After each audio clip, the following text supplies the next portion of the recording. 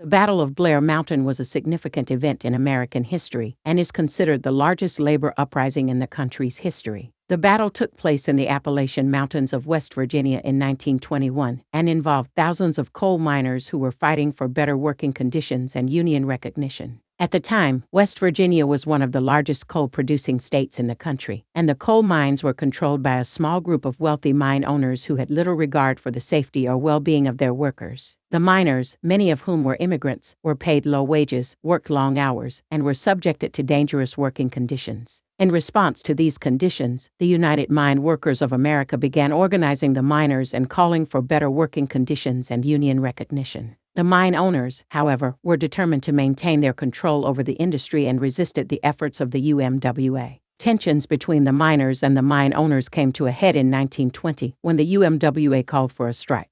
The mine owners responded by hiring private security forces and evicting striking miners from their company-owned homes. The situation quickly escalated, and violence broke out between the miners and the security forces. The violence continued to escalate, and by the summer of 1921, a full-scale conflict had erupted between the miners and the mine owners. The miners, who were heavily outnumbered and outgunned, decided to take up arms and fight for their rights. On August 24, 1921, the miners, who had organized into an army of over 10,000 men, marched towards the town of Logan, where they planned to confront the mine owners and demand better working conditions. The miners were met by a force of over 3,000 armed mine guards, who were hired by the mine owners to protect their interests. The two sides clashed in what would become known as the Battle of Blair Mountain. The battle lasted for 5 days and involved intense fighting, with both sides suffering significant casualties. The miners were ultimately defeated, and the mine owners retained their control over the industry. Despite their defeat, the Battle of Blair Mountain is remembered as a significant moment in the struggle for workers' rights in America.